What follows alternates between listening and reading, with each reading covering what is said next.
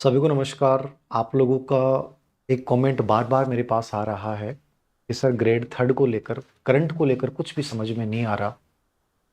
क्या पढ़ें, कैसे पढ़ें। सब कुछ पढ़ रखा है, लेकिन ये समसामयिक करंट जो है वो एक प्रॉब्लम क्रिएट कर रहा है। प्रॉब्लम कोई तब बनती है जब उसको हम वास्तव में प्रॉब्लम मान लेते हैं कि सच में कोई प्रॉब्लम है। तो हर प्रॉब्लम का सॉल्यूशन होता है। आप सिलेबस का एनालिसिस कीजिए। सिलेबस में सिर्फ समसामयिकी लिखा हुआ है, राजस्थान की प्रमुख घटनाएं लिखा हुआ है। तो इतना सा काम करना है आपको। 2022-23 वाले जो थर्ड ग्रेड के पेपर हुए हैं वो हमें देखने हैं, लेकिन वो एक प्रमाण नहीं है कंप्लीटली कि हम उसके आधार के ऊपर अपन मान लें। लेकिन लेटेस्ट पेपर, क्योंकि सबसे बड़ी चीज ये कि आपको ये देखना, अधीनस्थ सेवा चयन बोर्ड आरएसएमएफ भी इसकी एग्जाम का आयोजित कर रहा है। और इसका जो पैटर्न है वो मैंने आपको पहले ही बोला है, वन लाइनर आता है, सीधा प्रश्न पूछता है। यद्यपि करंट में कुछ प्रश्न अच्छे भी पूछे गए हैं। आरपीसी जब करंट पूछती है तो उसका सीधा सा कॉन्सेप्ट है, वो मात्र 4 से 5 महीनों पे पूरा फोकस करती है कि जनवरी में आपका एग्जाम है, तो आप मान के चलिए कि सितंबर, अक्टूबर, नवंबर ये सबसे ट्रेनिंग पॉइंट होंगे आपके करंट के हिसाब से। लेकिन जब आप अधीनस्थ सेवा चयन बोर्ड के पैटर्न को देखते हैं, ये चीजें मैं इसलिए बताना चाह रहा हूं कि वैसे आपको पता होनी चाहिए थी, लेकिन ये आप आपकी कमी है कि मेरे को ये चीजें बतानी पड़ रही हैं। आप जब अधीनस्थ सेवा चयन बोर्ड के पैटर्न को देखते हैं तो अधीनस्थ सेवा चयन बोर्ड यद्यपि 6 माह का करंट आता ही आता है, लेकिन कुछ पेपरों में हमने देखा है कि जैसे मान लीजिए 15% है, 15% में से 10% जो है, 11% जो है वो यहां से आ जाते हैं, लेकिन 3 से 4% जो है वो साल भर के करंट तक चला जाता है, और कई बार तो 13-14 महीने के करंट तक के प्रश्न पूछ लेता है। अब आपके दिमाग में आए कि सर इसका मतलब हमें इतना पढ़ना पड़ेगा। नहीं, समझ रहे हो आप? जिस पार्ट में आपको लगता है कि यहाँ 100% मतलब कि प्रश्न आने के चांस है, वहां आप ज्यादा टाइम दो। करंट का कोई क्राइटेरिया नहीं होता है कि आप करंट इस मैगजीन से पढ़ लोगे करंट आ जाएगा, करंट इतने महीने का पढ़ लोगे आ जाएगा। करंट का मतलब कुछ भी आ सकता है, करंट का मतलब भी यही होता है। लेकिन इसका मतलब ये नहीं कि अपन छोड़ के चले जाए। तो आपको बहुत सिंपल सा एक आउटलाइन अपने दिमाग में तैयार करनी है।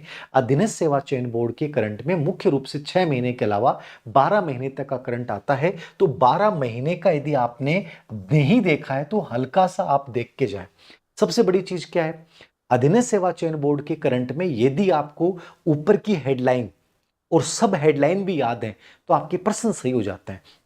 आरपीसी का जब आप करंट देते हो तो वहां आपको पूरी बारीकी पता होना चाहिए, आपको कंप्लीट नॉलेज होना चाहिए। ये आरपीसी का करंट का लेवल है। आपने एसआई का देखा हो, ग्रेड फर्स्ट के देखे हो, ग्रेड सेकंड के देखे हो, आरएस के देखे हो, आप इस चीज को नोट कीजिएगा। तो स्पेशली आपको दोनों में अंतर करके चलना है। यहां आप वन फैक्चुअल लाइन, सब हेडलाइन भी आप अधीनस्थ सेवा चयन बोर्ड की एग्जाम में पढ़ लेते हैं तो आपका करंट सही हो जाता है। अब प्रश्न आता है कि सर किन बिंदुओं पे फोकस करें। तो मैंने जो एनालिसिस किया है, मैं अपना बता रहा हूं, आप अपना एनालिसिस जरूर करें। मैंने अधीनस्थ सेवा चयन बोर्ड के सब लेटेस्ट पेपर देखे, मैंने ग्रेड थर्ड के पैटर्न को देखा। तो ग्रेड थर्ड में जैसे मान लीजिए कि पिछली बार कोई में 14 आ गए, कोई में 13 आ गए, कोई में 15 प्रश्न आ गए, अलग अलग है। लेकिन प्रश्नों का जो ट्रेंड है वो मैंने आरपीसी का भी ये चीज देखी और अधीनस्थ सेवा चयन बोर्ड में भी देखा है कि जो जिन बिंदुओं पे फोकस कर रहे हैं, ज्यादातर जो करंट के प्रश्न आ रहे हैं वो खेल और खिलाड़ी, मतलब स्पोर्ट्स के ऊपर सबसे अधिक प्रश्न आ रहे हैं। तो स्पोर्ट्स एक ऐसा बिंदु है जिसको आपको सबसे अधिक टारगेट करना चाहिए। अब राजस्थान में स्पोर्ट्स में मान लीजिए हो सकता है कि 5 या 6 महीने में कोई बहुत महत्वपूर्ण घटना नहीं हुई, जैसे एक उमा चौधरी एक बहुत चर्चित है इस समय भाला फेंक वाला, इसके अलावा कोई बहुत बड़े इवेंट्स नहीं हुए। तो वो हो सकता है कि 6 महीने से पुराने में पूछ ले, एक साल भर का देख लें, 14 महीने का देख लें। तो वहां आपको करंट में पूरा का पूरा डाटा आपको तैयार करना है। कौन से प्रमुख खिलाड़ी हैं, किन खिलाड़ियों ने किस प्रतियोगिता में भाग लिया है, कोई पुरस्कार मिला है, जैसे महाराणा प्रताप पुरस्कार अभी दिया गया है तो वो आपके दिमाग में होना चाहिए, किस खिलाड़ी को दिया गया है। ये सब चीजें आपके दिमाग में चलनी चाहिए। यानी आपका सबसे अधिक फोकस जो होगा वो कहां पे होगा, खेल और खिलाड़ी पे होगा। और यहाँ राजस्थान के जितने भी प्लेयर्स हैं जिन्होंने राजस्थान या इंडिया टीम में, जैसे मान लीजिए अभी महिला वर्ल्ड कप जीता है, यदि वहां कोई राजस्थान की कोई प्लेयर रही है, उसकी कोई भूमिका रही, तो आपके दिमाग में आना चाहिए। समझ में आ गई बात? ऐसा है नहीं, बट बता रहा हूं एक चीज की ये चीजें ऐसी होनी चाहिए। तो सबसे इंपॉर्टेंट बिंदु ये है। इसके अलावा योजना आपकी जीके के अंतर्गत भी है, फ्लेक्सिबल योजना है, और वैसे भी करंट में पूछ लेता। तो योजना टॉपिक को आपको बहुत सिंसियरली पढ़ना है। फ्लेक्सिब योजनाएं, जन कल्याणकारी योजनाएं, ये करंट का भी पार्ट होती हैं और ये आपके जीके का पार्ट भी है। तो इनको स्पेशली जो केंद्र के संदर्भ में चल रही हैं वो योजनाएं इंपॉर्टेंट है। बहुत पुरानी पे प्रश्न नहीं पूछेगा, पहले की पेपर अलग थे, बट अब अधीनस्थ सेवा चयन बोर्ड का स्टैंडर्ड थोड़ा सा ठीक हुआ है कि चीजें कुल मिला के ठीक पूछते हैं। दूसरी चीज और मैं हिंट देना चाहूंगा, अधीनस्थ सेवा चयन बोर्ड के जो अध्यक्ष हैं वो सोशल मीडिया बड़े एक्टिव रहते हैं। तो जो अखबार न्यूज़पेपर की कटिंग्स हैं, कोई चर्चित ट्विटर पे कोई अभियान चल रहा है, उनसे रिलेवेंट करंट के प्रश्न मैंने बनते हुए देखे। तो मैं तो इन चीज़ों को तैयार करता हूँ। मैं जब टेस्ट सीरीज में हम क्वेश्चन बनाते हैं तो इन चीज़ों को बहुत ध्यान में रखते हैं।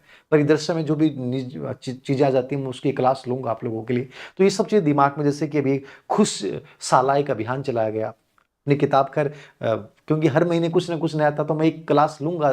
जिन्होंने शैक्षिक परिदृश्य किताब ले भी रखी है, तनाव नहीं ले, मैं एक क्लास लूंगा, ये सब चीजें मैं उसमें बारीकी से बताऊंगा। तो ये एक तो योजना आपको ढंग से पढ़नी है, पुरानी भी नई भी, स्पेशली केंद्र सरकार वाली, जैसे पीएम सूर्य घर योजना है, बहुत चर्चित है, बहुत ज्यादा चर्चित है, तो ये आपको पता होनी चाहिए। ठीक है, इस आपको इस एजुकेशन वाली पढ़नी है। और जो भी कोई है करंट में या जो भी पुरानी योजना है, एक बार हल्का सा इनको देख के जाए। ये दूसरा इंपॉर्टेंट टॉपिक है जिसपे आपको पूरा फोकस करना चाहिए, करंट का भी पार्ट है। फिर तीसरा, जैसे 3 से 4 प्रश्न यहां से आ जाते हैं, 3 प्रश्न तो आए रहे हैं योजना पे, जैसे मान लीजिए 3 प्रश्न आ गए। और एक बिंदु मैंने देखा है कि युद्ध अभ्यास पे, चाहे आरपीएससी हो चाहे अधीनस्थ सेवा चयन बोर्ड हो, सभी में प्रश्न आ रहे हैं। अब युद्ध अभ्यास राजस्थान में 6 महीने में तो स्पेशली अपन देखते हैं तो अजय वारियर है, त्रिशूल है, इंदिरा है, थार शक्ति है। एक साल में भी देखेंगे तो मुश्किल से 6 या 7 युद्ध अभ्यास होंगे। तो ये देख लीजिए, एक प्रश्न आपका पढ़ा पढ़ाया मिल जाएगा। फिर एक प्रश्न आता है नियुक्ति वाला।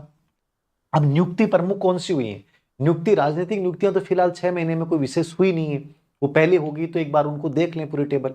लेकिन जैसे मुख्य सचिव बदले गए हैं तो ये बहुत इंपॉर्टेंट घटना है, ये आपको पता होनी चाहिए। मुख्य सचिव की नियुक्ति कैसे होती है, कौन नियुक्त करता है, कितना कार्यकाल होता है, ये सब चीजें आपको पता होनी चाहिए। ऐसा नहीं कि नाम याद करके जाओ, कंप्लीटली आपको पता होना चाहिए। पहले मुख्य सचिव कौन थे, मुख्य सचिव की कार्यकाल बताइए, मुख्य सचिव को कर्मिक रूप से व्यवस्थित कीजिए, ऐसा कोई प्रश्न। हाईकोर्ट में नियुक्ति हुई है जज वगैरह की, तो वो थोड़ा सा देख लें। और कोई विशेष पुरस्कार जैसे मिला है तो नियुक्ति और पुरस्कार, जैसे सबसे इंपॉर्टेंट पुरस्कार जो चर्चित है जिसे प्रश्न आना चाहिए, जल संचय पुरस्कार बाड़मेर जिला की टीना डाबी ने मिला है, राजस्थान का 3रा स्थान रहा है। तो ये बहुत इंपॉर्टेंट घटना है, ये आपको पता होनी चाहिए। न्यूज़पेपर में भी है, सुजिश में भी आएगी अब इस बार के, और ट्विटर वगैरह सोशल मीडिया पे छाई हुई है, मुख्यमंत्री वगैरह सबने बधाइयां दी हैं। तो ये बहुत इंपॉर्टेंट है, ये आपको पता होना चाहिए।